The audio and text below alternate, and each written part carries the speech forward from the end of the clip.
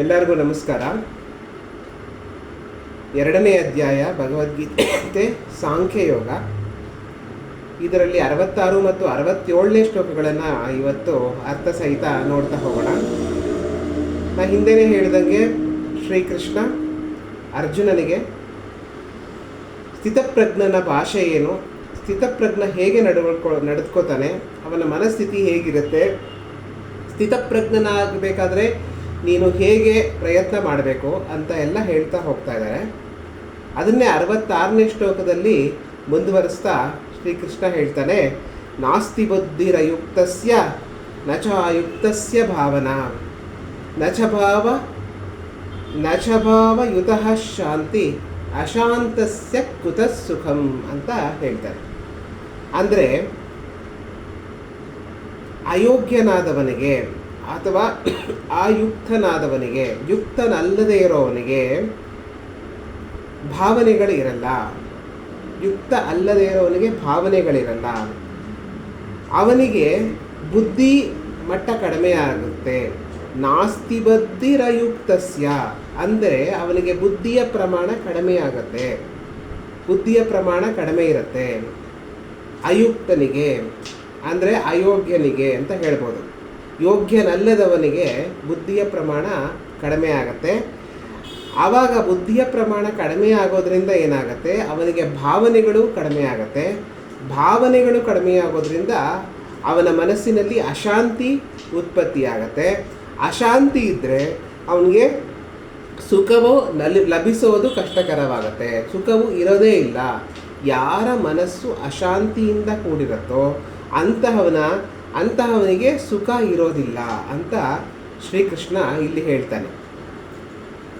ಅಂದರೆ ನಮಗೆ ಎಷ್ಟೇ ಕಾರ್ ಇರ್ಬೋದು, ಮನೆ ಇರ್ಬೋದು, ಬಂಗ್ಲೆ ಇರ್ಬೋದು, ಏನೇನೋ ಇರ್ಬೋದು, ಐಷಾರಾಮಿ ಕಾರುಗಳಿರ್ಬೋದು, ಆದರೆ ಮನಸ್ಸಲ್ಲಿ ಶಾಂತಿ ಇಲ್ಲ ಅಂದರೆ, ಮನಸ್ಸಲ್ಲಿ ನೆಮ್ಮದಿ ಇಲ್ಲ ಅಂದರೆ ಅದನ್ನು ಯಾವುದನ್ನೂ ನಾವು ಅನುಭವಿಸೋಕ್ಕಾಗಲ್ಲ.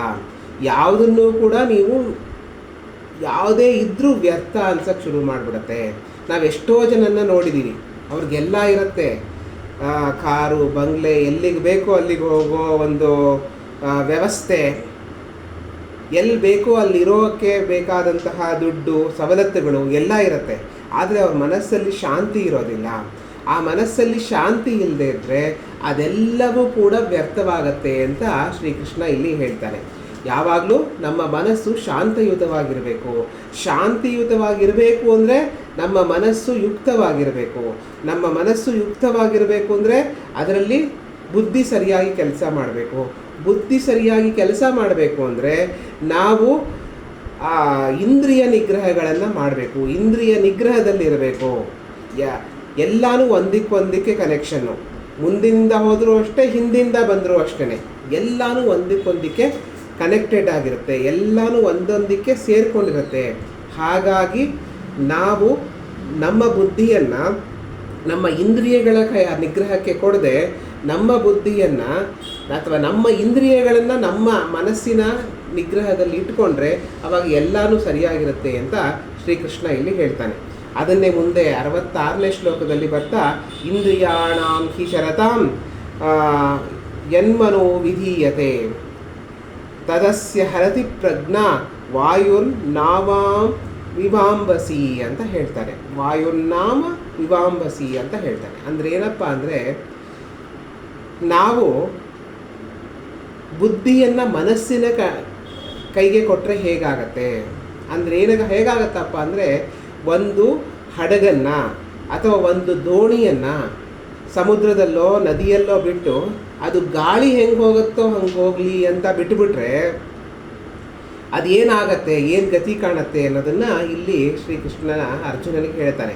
ಹಾಗೆ ನಮ್ಮ ಇಂದ್ರಿಯಗಳನ್ನು ಮನಸ್ಸಿನ ಹತೋಟಿಗೆ ಬಿಟ್ಟುಬಿಟ್ರೆ ದೋಣಿಯನ್ನು ನದಿಯಲ್ಲಿ ಗಾಳಿಯೇ ನಿಯಂತ್ರಿಸಲಿ ಅಂತ ಬಿಟ್ಟಂಗೆ ಆಗೋಗುತ್ತೆ ಅಂತ ಶ್ರೀಕೃಷ್ಣ ಹೇಳ್ತಾನೆ. ಅದೆಲ್ಲಿಗೆ ಒಂದು ದೊಡ್ಡ ಪ್ರಪಾತಕ್ಕೋ ಹಳ್ಳಕ್ಕೋ ಒಂದು ದೊಡ್ಡ ಸುಳಿಗೋ ಕರ್ಕೊಂಡು ಹೋಗಿ ಅಲ್ಲಿ ಮುಳುಗಿಸ್ಬಿಡುತ್ತೆ ದೋಣಿನ. ಯಾವಾಗಲೂ ದೋಣಿ ನಾವಿಕನ ಕಂಟ್ರೋಲಲ್ಲಿ ಇರಬೇಕು. ನಾವಿಕನ ಒಂದು ನಿಯಂತ್ರಣದಲ್ಲಿರಬೇಕು.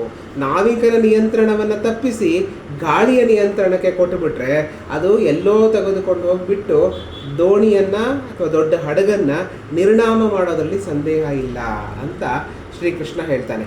ಹಾಗೇ ಮನಸ್ಸನ್ನು ನಮ್ಮ ಹತೋಟಿಯಲ್ಲಿ ಇಟ್ಕೋಬೇಕು. ಇಂದ್ರಿಯಗಳನ್ನು ಮನಸ್ಸಿನ ಹತೋಟಿಯಲ್ಲಿ ಇರಬೇಕು.